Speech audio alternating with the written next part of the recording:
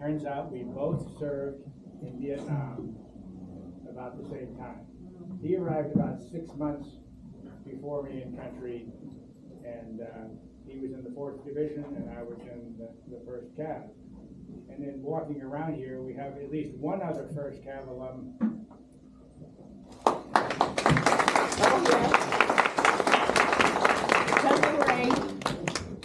So I'm going to try to acknowledge members of the family. I'm probably going to leave someone out. I apologize if I have. Stand right up.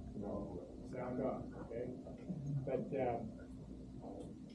certainly at first, and certainly not least, Robin.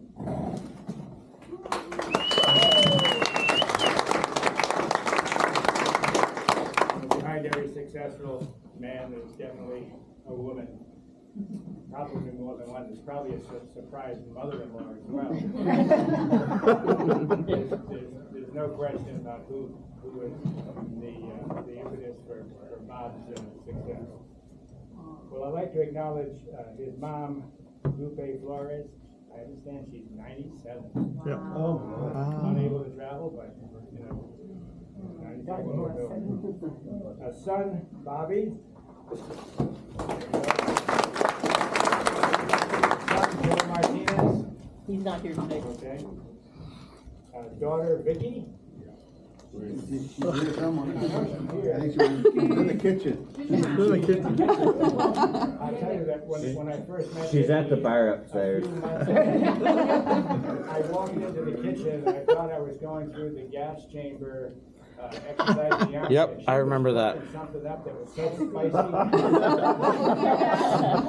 Took my breath away. I had to run in the back room and get with Bob and close the door. Yep, it's true story. We were both gagging. Lisa. Granddaughter, Chelsea Dunkling. Great granddaughter, Adeline Collins. Adeline. Brother Ralph. He's not here today. Okay. Cousin, best friend, life, Ray Santos.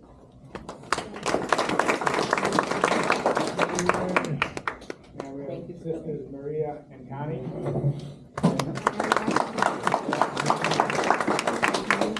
Connie is around the corner. She's right here, right here. She just flew in. Lucy, She left her broom. I know, I flew in. Get him off, get him off. Connie, she infiltrated and flanked us all. Yep. And I think, and brother-in-law Frank. Right, yeah. Frank Malink. Who now? Who have I missed? I apologize. Oh yeah, you missed Eddie. Eddie. This guy. Eddie. I forgot Sonny, the grandson. Yeah, this is Sonny. Sonny's not here, but He's not here today. I'm gonna give you a little vignette of something that You missed the side piece. wrote down. It comes in part from an article that was published in the Valley Times. Remember that San Fernando Valley Times? Yep. It was after he came back from Vietnam. I'm not sure how many years after, but he was offering some of his recollections. He also kept a journal, kind of a loose journal. I hope someday it can be found, and then I would love to read about his personal experiences while in Vietnam. So let me start out. This article begins saying it was a good year in 1995. Bob Gamboa was 19 and he had a new car. It was a Buick 65 Buick Wildcat. The saber. And he was making $80 a month payments on a $69 a month income. For about a year, Bob rolled his Wildcat through the streets of the San Fernando Valley, and he says, I was enjoying the car, cruising, hanging out at hamburger stands, Drink, drink. picking up women just like any other teenager. All-American boy, right? Then November came. Gamboa and about 1,000 other Los Angeles young men were lined up at the induction center on Wilshire Boulevard. Anybody know what that is? Yeah. As the man walked down the line and he counted to 10, "You guys are Marines," he said. 10 more, "You guys are Army." And that's how close Bob came to possibly have been a Marine. Tell me he was happy he didn't. Not that he had anything against the Marines, but Yeah, he did. Yeah, he did. not that he would reveal to me. So he turned in his Wildcat and he was on his way to Vietnam. Age 21, 9 months later, Army training behind him, he boarded a transport ship in Fort Lewis, Washington. Now, there were at one time as many as 500,000 service members of all services in Vietnam. That was the high point. Many of the early units went over by boat because they were bringing their equipment, as well as after that everybody was a replacement. After the first year or two, you took a 707 over and you fell in on an empty space. And, so that wasn't a bad deal, because in most cases the 21 days you spent in transit counted as part of your 12 months in country. So it was 3 weeks of relative ease, unless you were prone to seasickness. But so they made the voyage across, landing in the Trang.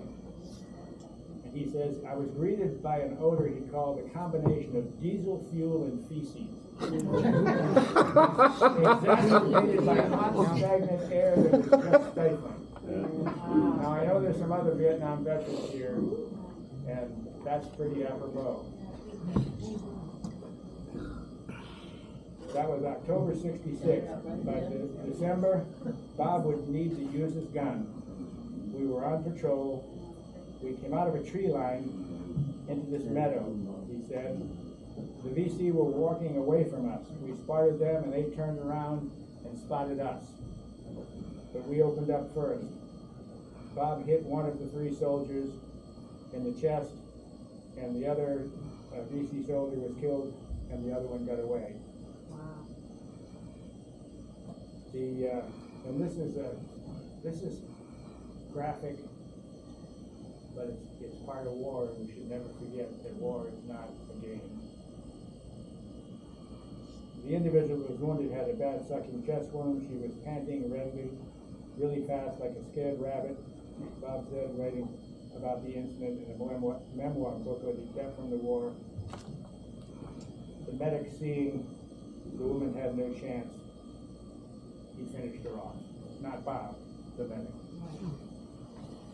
A few months later, in February of '67, Bob and the rest of the 4th ID's 1st Brigade joined the 2nd Brigade, which was making contact with the NBA troops near Pleiku Province in the Central Highlands. This was about a time when he and I were in the same AO, but in different units, but fighting in the same terrain.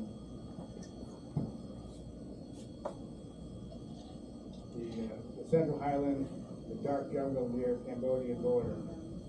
The American soldiers nicknamed the Viet Cong Charlie, but the NVA regulars, the North Vietnamese Army regulars, earned a different moniker, Mr. Charlie, said Bob. They were better organized, better trained, and thus deserving of respect. Mr. Charles introduced himself early May when Bob's 159th Company B was on a sweep, crossing a small river into a meadow. Emerging from that river, the soldiers found they were covered with leeches, and the order was given to strip and remove the leeches. Well, you can imagine that puts you in a pretty vulnerable position. And so they Fire them off want with a cigarette. Those we could get on everything. movement to contact. We're just moving along through the jungle, Fire them off with a cigarette. over the terrain, waiting to make contact. And if the enemy is dug in or in defilade, you're very vulnerable. So, just then they opened up on us and they had us pinned down real good, he says. Bob was originally closer to the fire than his platoon leader and was ordered to pull back. And when doing so, a bullet hit him in the lower left back.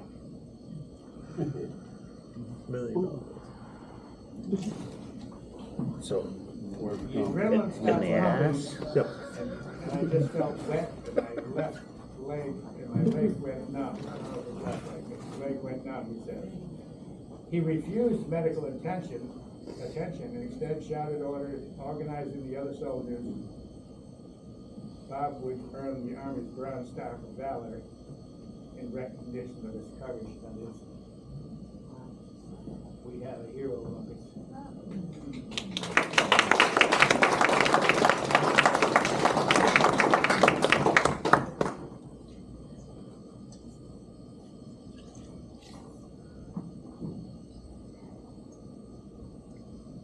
Sorry, and then flashbacks.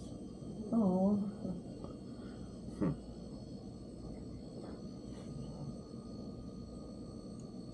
He relates another incident. He says he was camping at an abandoned NBA bunker. No, I'm telling you, this was not camping. But, and while they were doing that, so they're on an enemy bunker that had been abandoned, and a couple of U.S. Army gunships came along, rolled in on them, and started strafing. Oh, He wasn't among the 8 wounded, but he said the incident still haunts him. And he would tell me that unlike most grunts, when they hear a helicopter, that was the freedom bird. That was the bird that was taking them out of the field. That was the bird that was bringing them hot chow. That was the one that was taking out the wounded. bringing them. But for him, that sound of that Huey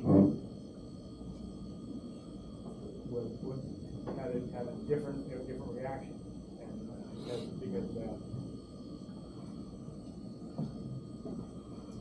He says, in my daily life, I have anxiety from the sounds of the overhead choppers.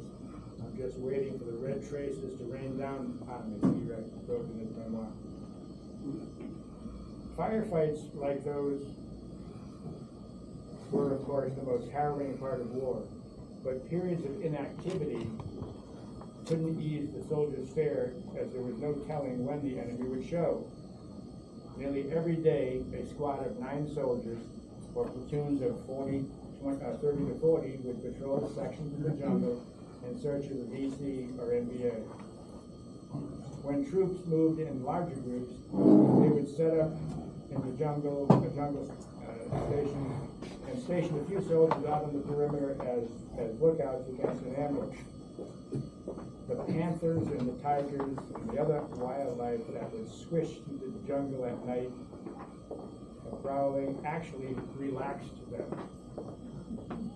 And here's why. He said, you let the animals make the noise, he said.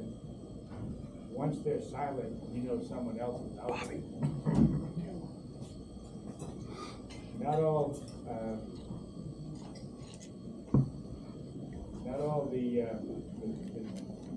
all the jungle fauna was an ally to the GI.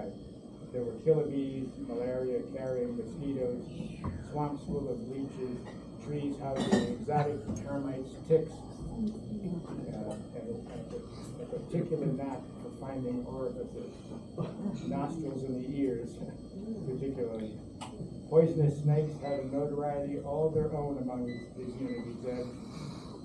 We called them two-step vipers, because you would take 2 steps and be dead. Of course, like any young guy who thinks he's invincible, he said, I promised myself if I got bit, I'd only take 1 step. that's very good. I could go on, but I think you kind of get the idea. Vietnam was a life-altering experience in so many ways. Everybody came back a different person. And it's true, some gave all, but all gave some. I hope this might help you have a deeper appreciation for Bob. Thank you. And the impact that his noble service to his country had upon us. Yeah.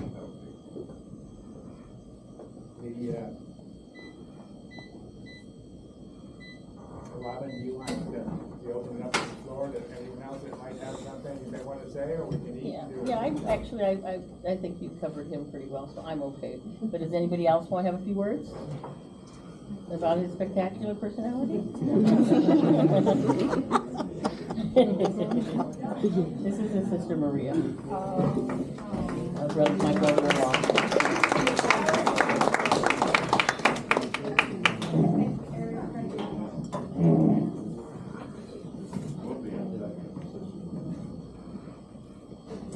Good afternoon, I hope you all can hear me. Yes.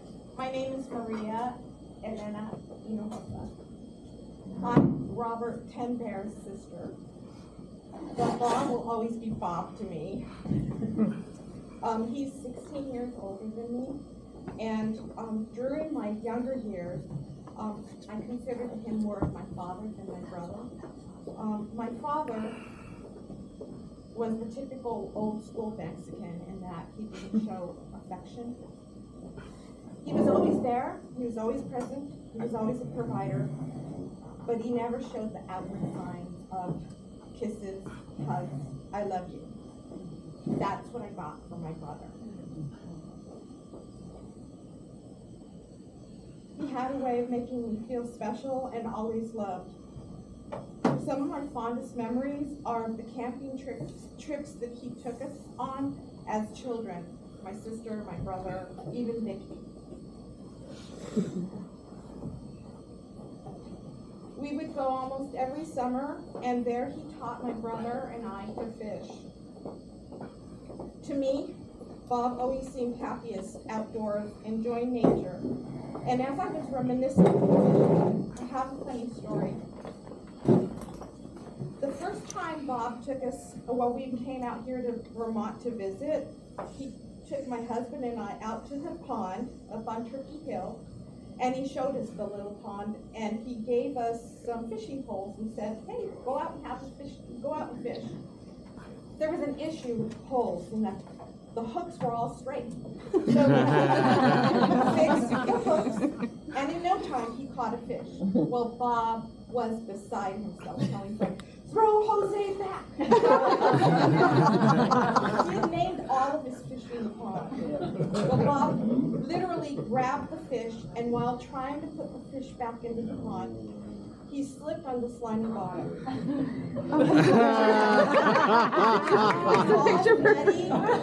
And wet. Awesome. He was holding that fish, trying to revive it in the water.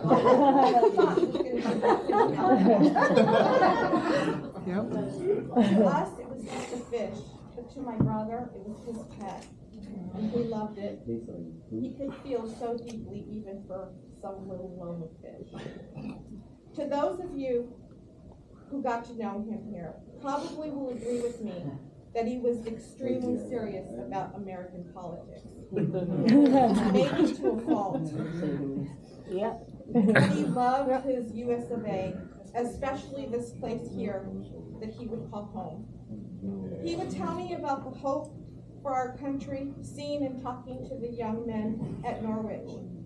I know this place brought him peace, a peace that he never would have gotten had he stayed in California. This place was a never-ending camping trip for him, a place to be with nature and to escape from every problem and worry that he had. Thank you for helping him find peace here, for the friendship and the community. Bob will be missed, but his spirit, his love, and his light will forever shine in my heart. I was really sad that I was not able to see him before he passed, to physically say goodbye. But we did share a moment.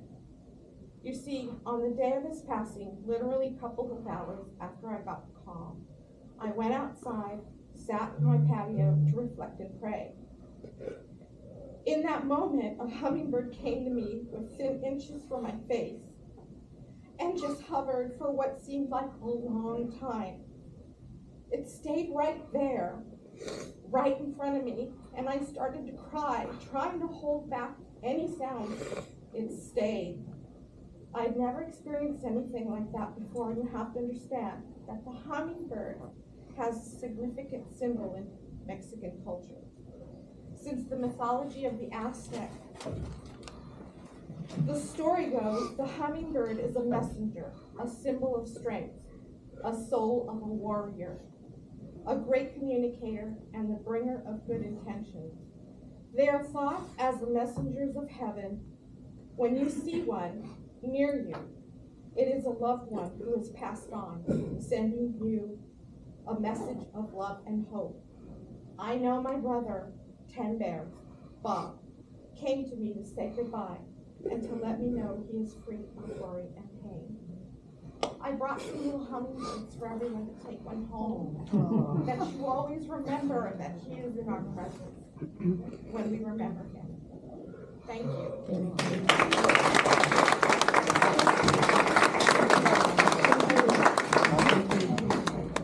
Eddie?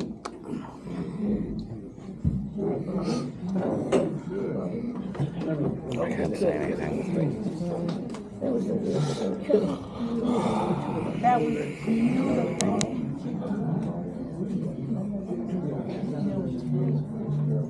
Hello, everybody. My name is Ray. Bob Van Bear was my Mom, shh. Mom. cousin, and we actually were compadres, which means he baptized, or I baptized one of his children. I think it was the other way around.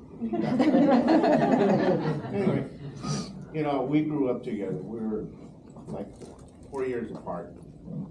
And he was like an older brother that I was always trying to, you know, have fun with and enjoy.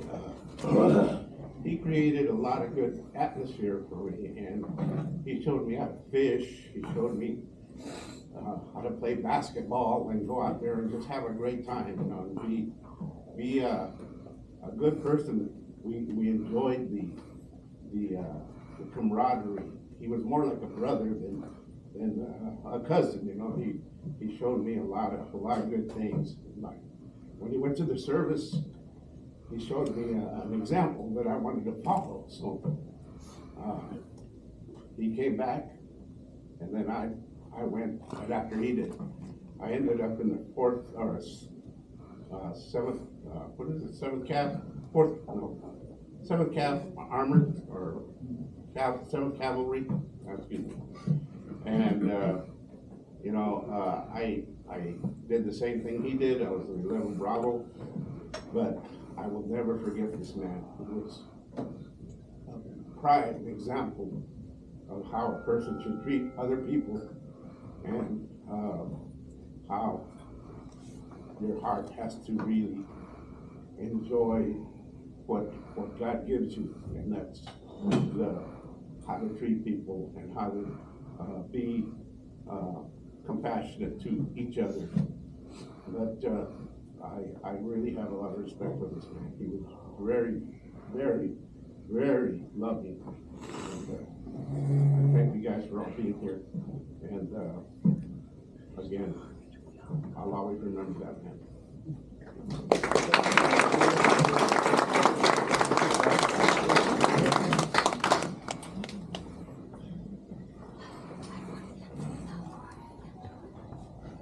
Anybody else want to say a few words?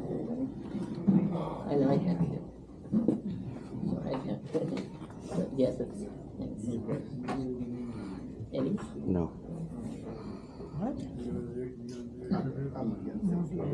Okay, yeah, we'll get Frankie to do it. My brother-in-law.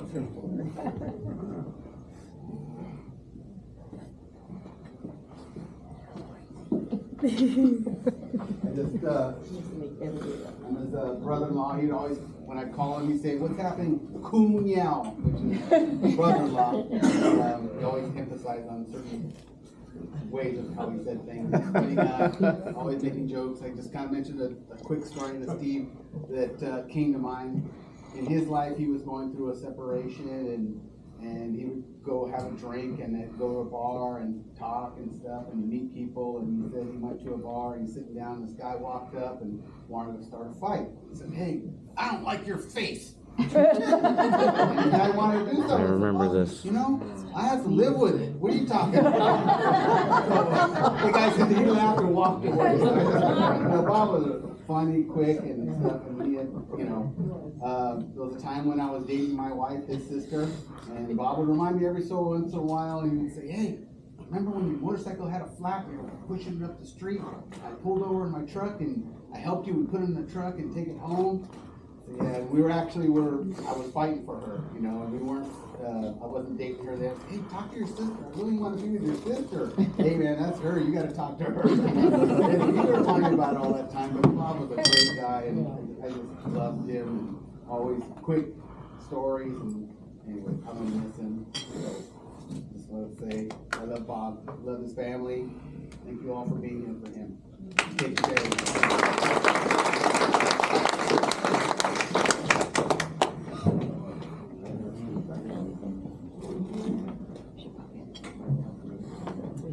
I met Bob here at the Legion about 5 years ago when I moved to town, and he always treated me with the utmost respect.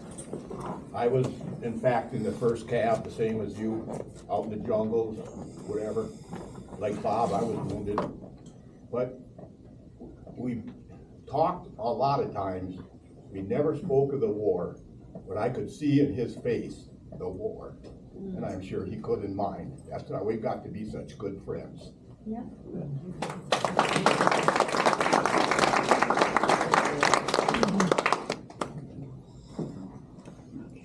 He always had his little nicknames for everybody. He called you Miss Sunshine. He told it like it was, if you liked it or not. Baptize everybody. Yeah. Everybody had a name, a different name. It was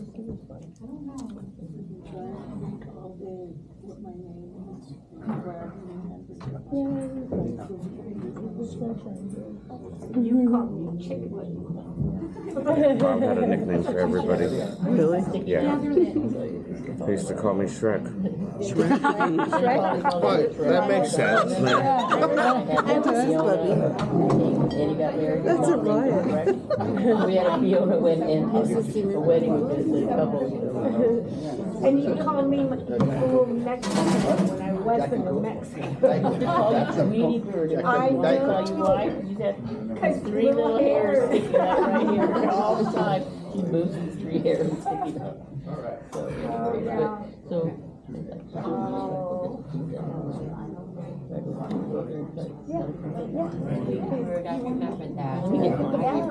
Well, they have that. Let them know. They have an elevator. Yeah, right They there. send it down. Right there. Little, it comes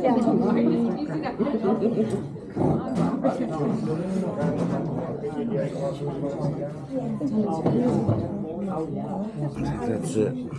I think that's it. Eddie's like, I'm ready to eat. No, I'm not ready. Are you gonna go? No, Seth, don't do it.